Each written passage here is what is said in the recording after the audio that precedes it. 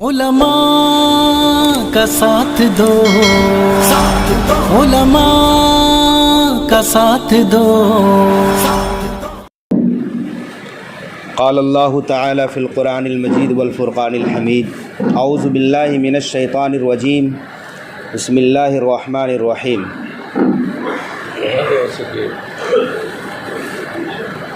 ان اللہ لا یغفر ان یشرک بہ ویغفر ما دون ذلک لمن یشاء ومن یشرک باللہ فقد ضل ضلالا بعیدا۔ وقال اللہ تعالی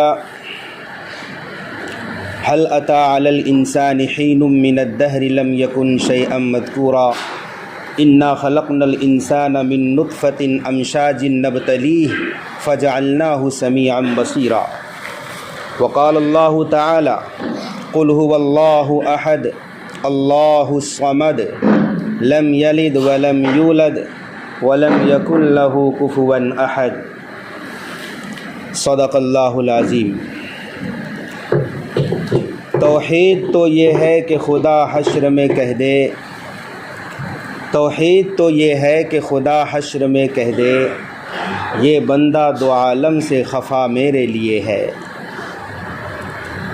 حضرات معزز و مکرم سامعین کرام،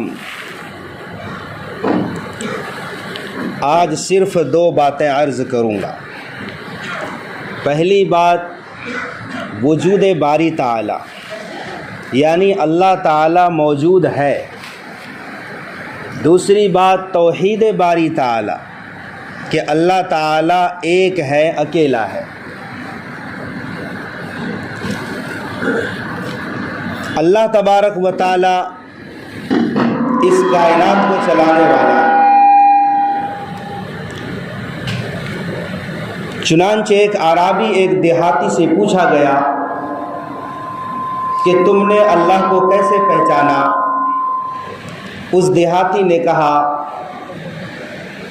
کہ ہم نے اونٹ کی مینگنی کو دیکھ کر اللہ کو پہچانا۔ اونٹ کی مینگنی ہے تو اس سے پتہ چلتا ہے کہ کوئی اونٹ گزرا ہے، اور ہم نے قدم کے نشان سے اللہ کو پہچانا کہ کسی کے قدم کا نشان ہے تو نشان بتا رہا ہے کہ اس راستے سے کسی انسان کا گزر ہوا ہے۔ اتنی بڑی کائنات، چاند، سورج، ستارے، سیارے، سمندر، زمین و آسمان کا نظام چل رہا ہے، اس سے پتہ چلتا ہے کہ اس کائنات کو چلانے والا کوئی موجود ہے۔ حضرات معزز سامعین کرام، خود انسان اپنی ذات میں غور کرے، اپنے وجود میں غور کرے تو انفسی دلائل انسان کے سامنے بے شمار ہے کہ رب تبارک و تعالیٰ کو کسی انسان نے دیکھا نہیں، لیکن رب کی بنائی ہوئی، رب کی کاریگری کو دیکھ کر انسان پتہ لگا سکتا ہے کہ اس کے پیچھے بنانے والا کوئی ہے۔ حضرات، ہم اس خدا کو مانتے ہیں، ہم اس رب کو مانتے ہیں جو روزانہ سورج مشرق سے نکالتا مغرب میں ڈبوتا ہے، جس نے اتنے بڑے آسمان کو بغیر ستون کے بنایا، زمین کو فرش بنایا۔ ہم اسی خدا کو مانتے ہیں جو اس ساری کائنات اور اس بزم کو، اس نظام کو سنبھالا ہوا ہے۔ معزز دوستو، بزرگوں، رب تبارک و تعالی موجود ہے۔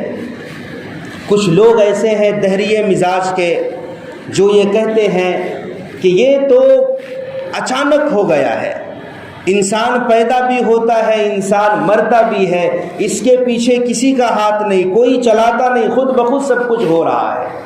سورج خود بخود پورب سے نکلتا ہے، پچھم میں ڈوبتا ہے، چاند نکلتا ہے، ستارے جگمگاتے ہیں، یہ سب کچھ اپنے آپ ہو گیا ہے، کوئی اس کو چلانے والا نہیں۔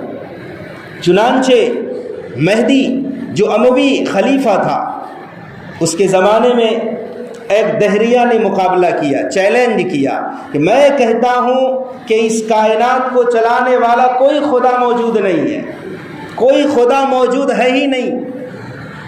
چنانچہ سب کچھ اپنے آپ ہو گیا ہے، درخت، پیڑ پودے خود سے اگتے ہیں، اس میں پھل خود سے آتے ہیں، سبزیاں، ترکاریاں، غلے، اناج خود بخود نکلتے ہیں۔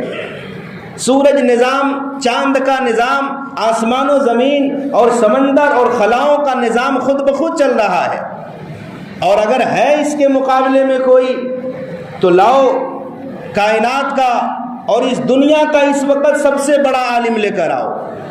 وہ زمانہ تھا، وہ دور تھا امام اعظم ابو حنیفہ رحمۃ اللہ علیہ کا۔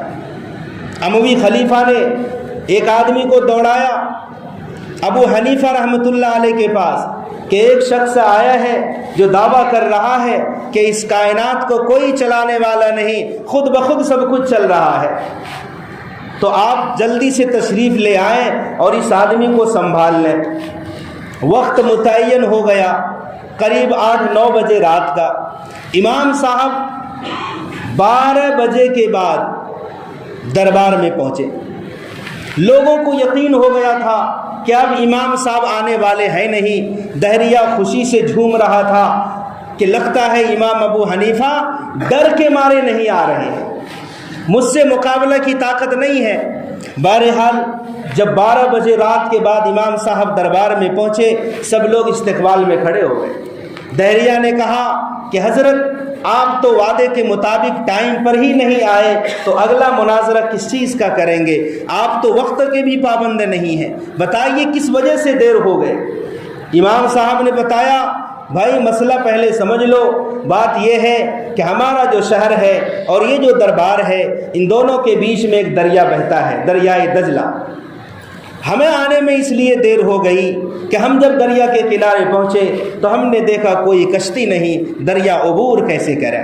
ہم اسی شش و پنج میں تھے کہ ہم نے دیکھا کہ ایک درخت ہے، وہ درخت خود بخود کٹ گیا، اس کے تختے خود بخود بننے لگے، پھر خود بخود کشتی تیار ہو گئی، پھر خود بخود وہ کشتی دریا کے کنارے آ گئی، مجھ کو سوار کر آیا، اور پھر کشتی تیرتی ہوئی دریا کے دوسرے کنارے پہنچ گئی، اور ہم آپ کے دربار میں حاضر ہیں۔ اسی وجہ سے آنے میں 2-3 گھنٹے لیٹ ہو گئے۔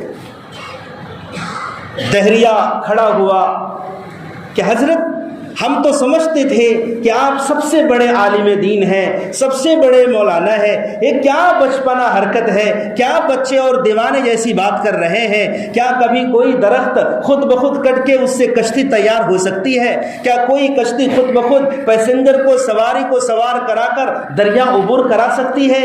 امام صاحب نے کہا یہی بات تو میں آپ کو سمجھانے آیا ہوں، جب ایک چھوٹی سی کشتی خود بخود نہیں بن سکتی، ایک چھوٹی سی کشتی بنانے کے لیے کسی کاریگر کی ضرورت پڑتی ہے، خود بخود نہیں ہو جاتا۔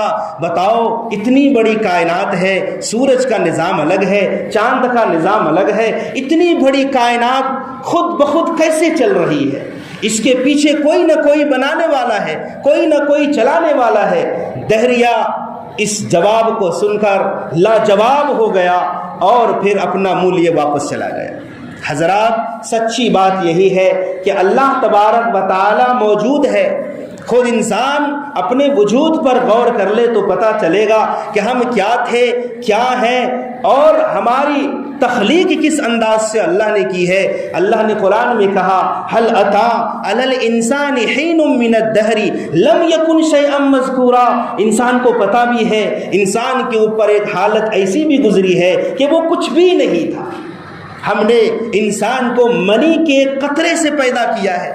کون سا قطرہ جس قطرے سے انسان نفرت کرے، کون سا قطرہ بدن اور کپڑے میں لگ جائے جب تک اس کی صفائی نہ ہو، انسان کو چین اور سکون نہ ملے، انسان کو ناگواری ہو جس قطرے سے، اس قطرے سے اللہ نے انسان کو پیدا کیا۔ وہی قطرہ ہے جس سے اللہ ولی کو بناتا ہے، نبی کو بناتا ہے، علماء کو بناتا ہے، فقہا کو بناتا ہے۔ اسی ایک قطرے سے اللہ نے کتنے حسین چہرے والے بنائے ہیں، اور انسان کی تخلیق پر اللہ تعالیٰ نے قسمیں کھا کھا کر انسان کی تخلیق کو بنایا ہے کہ مجھے اس کی قسم، مجھے اس کی قسم، مجھے زیتون کی قسم، مکہ مکرمہ کی قسم، ہم نے انسان کو خوبصورت بنایا ہے۔ ایک قطرے سے، قطرے کی کیا مجال کہ کوئی شکل و صورت بن سکے۔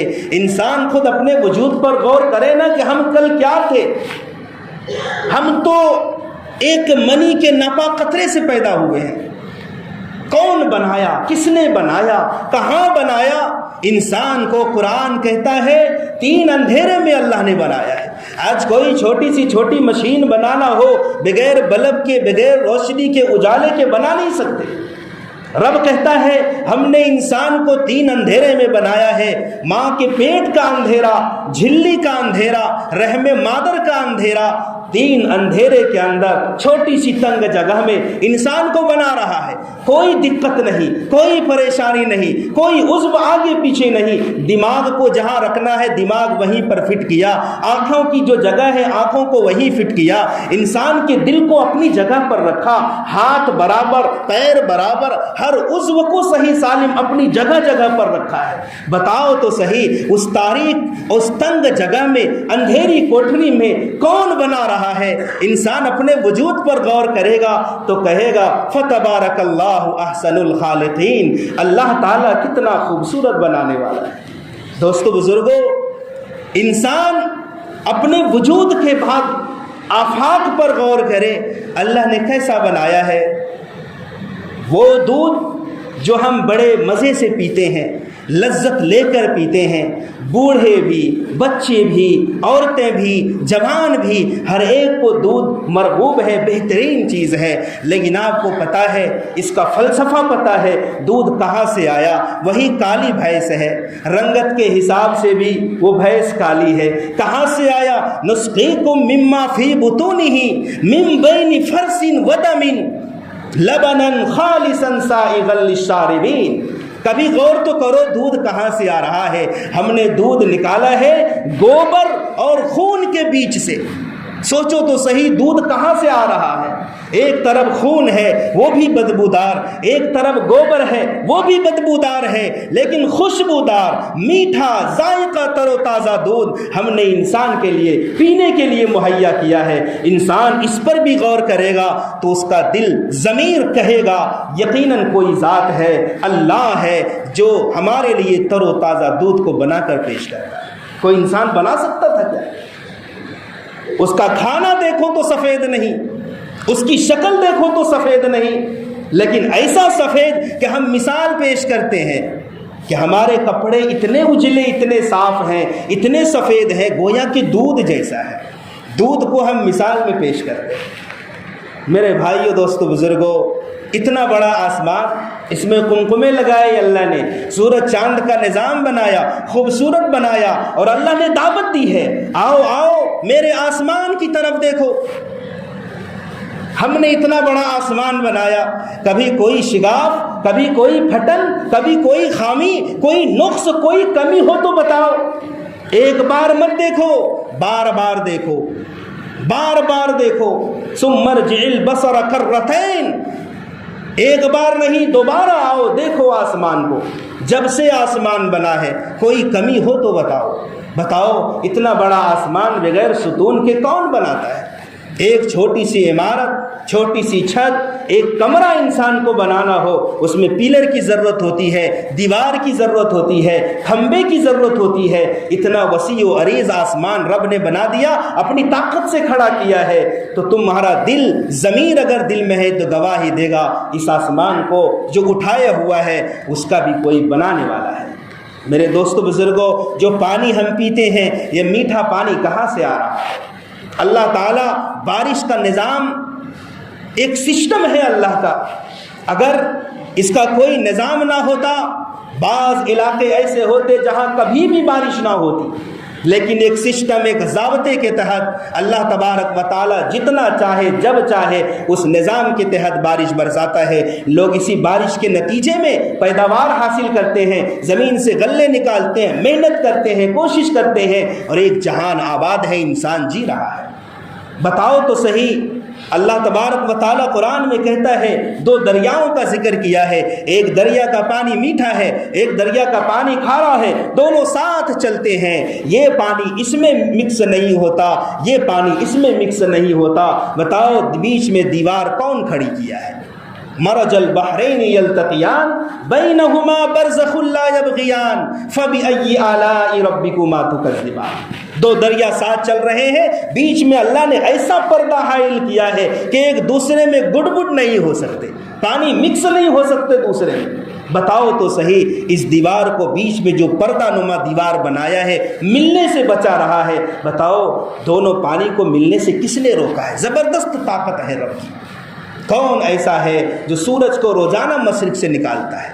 اتنا بڑا اعلی کار ہے میرے دوستو بزرگوں۔ تو یہ ہماری زندگی کا سرمایہ ہے، شک و شبہ میں مت پڑنا۔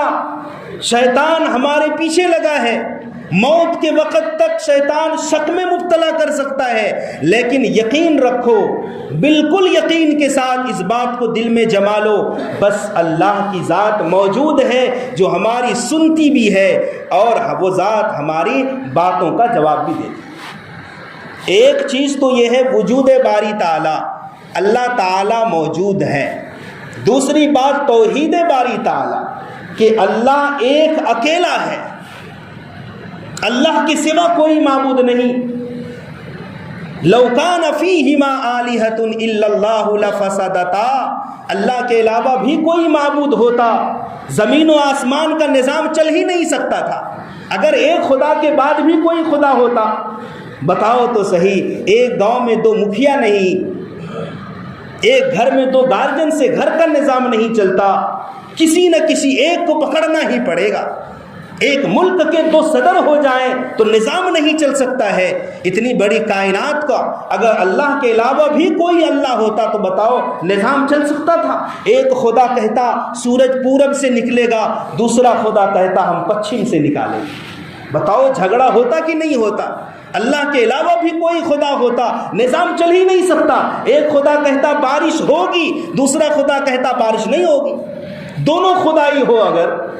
میرے دوست بزرگوں، اسی کا نام توحید ہے۔ اللہ کو ہم وجود مانتے ہیں اور اللہ کو ایک اکیلا مانتے ہیں، یہ ہماری زندگی کا سرمایہ ہے، اور یہی وہ سرمایہ ہے جس کو ہم انسان بڑے ہلکے میں لیتے ہیں۔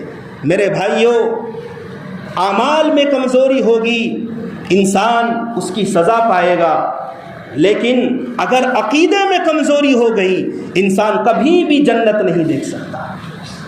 عقیدے کا مسئلہ الگ ہے، اعمال کا مسئلہ الگ ہے۔ نماز میں کمی ہے، روزے میں کمی ہے، زکوٰۃ حج میں کمی ہے، اللہ چاہے گا تو معاف کر دے گا۔ کلیئر کیا ہے اللہ نے قرآن میں، ان اللہ لا یغفر ان یشرک بہ ویغفر ما دون ذلک لمن یشاء۔ شرک کو اللہ کبھی معاف نہیں کرے گا۔ اگر کوئی مانتا ہے کہ اللہ کے علاوہ بھی کوئی بارش برسانے والا ہے، اللہ کے علاوہ بھی کوئی اولاد دینے والا ہے، رزق دینے والا ہے، مشکل کشا ہے، مسئلے کا حل کرنے والا ہے، اللہ کے علاوہ بھی کوئی کچھ کرنے والا ہے، یقین مانو اللہ اس کو معاف نہیں کرے گا۔ روزے میں کمی ہے، اللہ چاہے گا تو معاف کر دے گا، بڑے سے بڑے گناہ کو اللہ چاہے گا معاف کر دے گا، مگر توحید میں جو خلل ڈالے گا، جو شرک کی بو لے کر اللہ کے ہاں حاضر ہوگا، اللہ اس کو کبھی معاف نہیں کرے گا۔ میرے بھائی بتاؤ تو صحیح، آپ کی دولت میں کوئی دوسرا شریک ہونا چاہے آپ برداشت کر لیں گے؟ کوئی شادی شدہ ہو، اس کی عورت میں دوسرا شریک ہونا چاہے وہ مرد برداشت کر لے گا؟ آپ کے گھر میں کوئی دوسرا حق ہونے کا دعویٰ کرے وہ برداشت کر لے گا؟ ہرگز برداشت نہیں کر سکتا۔ تو رب تبارک و تعالی جس نے ہم کو پیدا کیا، آپ کو پیدا کیا، کائنات کو پیدا کیا ہے، اس رب کی ربوبیت میں اور اس رب کی عبادت میں اور اس رب کی خاصیت میں کسی دوسرے کو کوئی شریک کرے گا، بتاؤ اللہ تعالیٰ اس کو کبھی معاف کرے گا؟ شرک کی بخشش نہیں ہے، شرک کو اللہ معاف ہی نہیں کرے گا۔ آپ کو معلوم ہے انبیاء علیہ السلام کی یہی دعوت تھی، 1,24,000 انبیاء کی یہی دعوت ہے، ہر نبی کے ساتھ لا الہ الا اللہ جڑا ہوا ہے۔ یہ الگ بات ہے ہر نبی کا نام اپنے دور کے حساب سے کلمے کے آخری جز میں آیا۔ آدم صفی اللہ، لا الہ الا اللہ، آدم صفی اللہ، لا الہ الا اللہ، نوح نجی اللہ، ابراہیم خلیل اللہ، اسماعیل ذبیح اللہ، لا الہ الا اللہ، موسیٰ کلیم اللہ۔ یہ جو لا الہ ہے ہر نبی کے ساتھ جڑا ہے۔ اس سے یہ پتہ چلتا ہے 1,24,000 انبیاء علیہ السلام کو جو مبعوث کیا اللہ نے، یہی ایک کلمہ دیا ہے، سب نے اسی پر محنت کی ہے، سب کا تعلق اللہ کی طرف سے جوڑا ہے کہ سب کا تعلق غیروں سے ہٹ کر اللہ کے ساتھ جڑ جائے۔ آپ کو پتہ ہے شرک کی ابتدا کب سے ہوئی ہے؟ نوح علیہ السلام کے زمانے میں 5 بڑے برگزیدہ نیک لوگ تھے. جب ان لوگوں کا انتقال ہوا قرآن میں ان لوگوں کا نام بھی بتایا ہے. سورہ نوح کے اندر ود، سوا، یغوث، یعوق، نصر، یہ 5 برگزیدہ لوگ تھے. انتقال ہوا 5 کا. لوگوں نے مجسمے بنائے شیطان کے کہنے پر، اور لوگوں نے سوچا یہ تو بڑے اچھے اچھے لوگ تھے. ان لوگوں کے مجسمے بنا کر چوک چوراہے پر رکھ کر لوگ خدا سمجھنے لگے، عبادت کرنے لگے. یہ ایک دور تھا بت پرستی کا.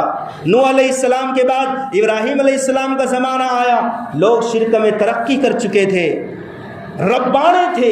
ایک پورا کا پورا علاقہ خداؤں کا ہو گیا تھا. ابراہیم علیہ السلام کے باپ آزر، ان کا بھی ایک ربانہ الگ تھا. کوئی لکڑی کا بت ہے، کوئی تانبے کا خدا ہے، کوئی لوہے کا، کوئی مٹی کا، ہر چیز کے خدا ہے. میرے دوستو بزرگوں، یہاں تو اسپیشل لوگوں نے ترقی کی تھی. پھر ایک دور آیا عیسیٰ علیہ السلام کی امتیوں کا. لوگوں نے یہاں کہا عیسیٰ علیہ السلام اللہ کے بیٹے ہیں. یہ شرک ہو گیا. اللہ ہی کا ایک ٹکڑا ہے. عیسائیوں کا عجیب عقیدہ ہے. عیسیٰ علیہ السلام کو خدا کا بیٹا مانتے ہیں اور عیسیٰ کی ماں مریم کو خدا کی بیوی مانتے ہیں. نستغفر اللہ ثم استغفر اللہ. یہ کھلم کھلا شرک ہے. پھر محمد عربی صلی اللہ علیہ وسلم کا دور آیا. خانہ کعبہ جو صرف توحید کے اوپر جس کی بنیاد ڈالی گئی، ایک اللہ کی عبادت کے لیے جس گھر کو بنایا گیا، اسی خانہ کعبہ میں 360 بت، ہر دن کا ایک خدا، ہر دن کا ایک خدا. 360 خداؤں کو، بتوں کو خانہ کعبہ کے اندر سجا کر رکھے تھے مشرکین مکہ نے. میرے دوستو بزرگوں، جب بھی کسی مشرک سے بات کرو، آدم علیہ السلام سے لے کر آج تک شرک کی کیفیتیں بدلتی رہی، لیکن شرک کرنے والوں کا ایک ہی جواب ہے، آج تک وہی جواب ہے. تم کیوں شرک کرتے ہو؟ تم کیوں قبر پر سجدہ کرتے ہو؟ تم کیوں سورج کو خدا سمجھتے ہو؟ ایک ہی جواب ملے گا ان کی طرف سے کہ ہم نے اپنے باپ داداؤں کو اسی طرح کرتے دیکھا ہے. یہ آج کا جواب نہیں ہے، یہ شروع سے لے کر آج تک کا یہی جواب ہے. میرے دوستو بزرگوں، رب تبارک و تعالیٰ ایک اکیلا ہے. اللہ کے ساتھ کوئی شریک نہیں ہے. اگر یہ عقیدہ لے کر مرو گے، انشاءاللہ جنت تمہاری منتظر ہے. دیکھو میں کہتا ہوں، ابو جہل کو اختلاف اللہ کے نبی سے کس بات پر تھا؟ نماز سے اختلاف نہیں تھا. محمد عربی صلی اللہ علیہ وسلم ساری زندگی نماز پڑھتے، ابو جہل کو کوئی مطلب نہیں تھا. روزہ رکھتے، ابو جہل کو کوئی مطلب نہیں تھا. حج کرتے، ابو جہل کو کوئی مطلب نہیں تھا. اختلاف تھا لا الہ الا اللہ میں، کہ وہ اللہ کو مانتے تھے مشرکین، مگر اللہ کے ساتھ 360 خداؤں کو بھی مانتے تھے. لا الہ الا اللہ ایک ایسی تلوار ہے جس نے 360 خداؤں پر تلواریں چلا دی اور سب کا رخ ایک اللہ کی طرف کر دیا. 360 خداؤں کی ضرورت نہیں، صرف ایک خدا کی ضرورت ہے. میرے بھائیوں، دوستو، بزرگوں، ابھی دیوالی گزری ہے، اللہ معاف کرے. میں کہتا ہوں عجب نہیں اگر ہم نے اس تہوار پر غیروں سے بیزاری نہ کی، ان کے اس تہوار کو دل کے ساتھ نفرت کی نگاہ سے نہیں دیکھا. مجھے لگتا ہے آنے والی جو نسل ہے نا، وہ شرک میں کھلم کھلا مبتلا ہو سکتی ہے. ہم نے اتنا ہلکے میں سمجھ لیا. کسی غیر مسلم نے دیوالی کا تحفہ پیش کیا، مٹھائی پیش کی، ہم اتنا چٹکارے لے کر کھانے لگے. اللہ معاف کرے، اللہ معاف کرے. حدیث پاک میں آتا ہے جب تم دیکھو کوئی گناہ کھلم کھلا ہو رہا ہے، کوئی گناہ، من رعا منکم منکرن. اب گناہوں میں سب سے بڑا گناہ کون سا ہے؟ شرک ہے، اللہ کے ساتھ کسی کو شریک کرنا. اگر تم دیکھو کوئی گناہ کھلم کھلا ہو رہا ہے، 3 ہی راستے ہیں. یا تو اپنے ہاتھ سے طاقت سے روکو، وہ ہندوستان میں ہو نہیں سکتا. وَإِن لَّمْ يَسْتَطِعْ فَبِلِسَانِهِ، اگر ہاتھ سے نہیں روک سکتے اپنے زبان سے منع کر دو یہ غلط ہو رہا ہے، وہ بھی یہاں ممکن نہیں ہے ہندوستان میں. وَإِن لَّمْ يَسْتَطِعْ فَبِقَلْبِهِ، تیسرا ہی راستہ ہے، ایک ہی راستہ ہے. اگر زبان سے بھی نہیں روک سکتے، دل سے برا سمجھو. وَذَلِكَ أَضْعَفُ الْإِيمَانِ، اور یہ ایمان کا سب سے کمزور تر درجہ ہے. اگر کوئی دل سے بھی برا نہ سمجھے نا تو پھر ادنا درجے کا بھی ایمان نہیں ہے۔ ناجائز ہے، حرام ہے وہ مٹھائی جو لوگ اپنے خداؤں کے سامنے، دیوی دیوتاؤں کے سامنے جس مٹھائی کو نظر و نیاز کے ساتھ رکھ دیا ہو ان کے نام پر، اور وہی اٹھا کر تھال یا مٹھائی کا ڈبہ آپ کے سامنے پیش کر دیا، مطلق ناجائز اور حرام۔ ہم دھڑلے سے کہہ دیتے ہیں کہ آپ کو بھی دیوالی مبارک، استغفر اللہ، برکت کی دعا دے رہے ہیں۔ اگر اتنا آسان ہے یہ کرنا تو پھر کفار مکہ اور اللہ کے نبی صلی اللہ علیہ وسلم کے عقیدے میں کیا فرق رہ جائے گا؟ نبی بھی تو کہہ سکتے تھے تمہاری عبادت تمہیں مبارک ہو، تم جو چاہو کرو۔ نہیں نہیں، مسلمانوں کی ایک باؤنڈری ہے، ایک حدود ہے، اگر حدود کو توڑ کر آگے چلے گئے تو ہم مکس ہو جائیں گے مشرکوں میں۔ ہماری ایک حدود ہے، ہماری شریعت نے ایک باؤنڈری قرار دی ہے، ہم اس سے آگے نہیں بڑھ سکتے۔ تم نے ہمیں عید کی مبارک دے دی، بقرعید کی مبارک دے دی، یہ تمہارا عقیدہ تھا، تمہارے دھرم مذہب میں اس کی اجازت تھی، ہم نہ تمہیں ہولی کی مبارک دیں گے نہ دیوالی کی مبارکبادی دیں گے۔ یہ ہمارے ایمان کا مسئلہ ہے، ہماری توحید کا مسئلہ ہے، اس پر ہماری نجات کا مسئلہ ہے، ہم کسی کی مبارکبادی نہیں دیں گے۔ میرے دوستو بزرگوں، ہم اتنا بھی تو بے وقوف نہ بنیں کہ ہم کسی کو خوش کرنے کے لیے، کسی کو راضی کرنے کے لیے ایمان ہی کا سودا کر لیں۔ اگر ہم ایسا بھی سودا کر لیں تو ہم سے بڑا بے وقوف کوئی نہیں ہوگا۔ میرے دوستو بزرگوں، ہاں کوئی اچھی بات کہہ دے، جاب کا خطرہ ہے، نوکری کا خطرہ ہے، ایسے علاقے میں رہتے ہیں، وہ آپ کو مبارکبادی دیں، آپ بھی کچھ ایسا جملہ دعائیں دے دیں، آپ کو اللہ تعالیٰ نیک صالح بچے دے، آپ کی عمر میں زیادتی کرے، آپ کے کاروبار میں برکت دے، کچھ اس طرح کے جملے کہہ دیں۔ ان کے مذہبی تہوار میں مبارکبادی کا لفظ استعمال نہ کریں، شرک کا اندیشہ ہے، کفر کا اندیشہ ہے۔ میرے بھائیو دوستو بزرگوں، پہلی چیز اللہ تعالیٰ موجود ہے، ہمیشہ سے ہے، ہمیشہ رہے گا۔ دوسری بات، اللہ تعالیٰ اکیلا ہے، اس کا کوئی شریک نہیں ہے، یہ توحید ہے۔ اس پر انشاءاللہ اگر ہماری موت آ گئی، ہمارے اعمال اگرچہ کمزور ہو جائیں، لیکن اگر یہ توحید والا فارمولہ اگر ہے، اس پر ہماری موت ہو گئی نا، انشاءاللہ ایک نہ ایک دن ہم ضرور جنت میں جائیں گے۔ اللہ تعالی ہمیں صحیح سمجھ کی عمل کی توفیق عطا فرمائے۔ سنت سے فارغ ہو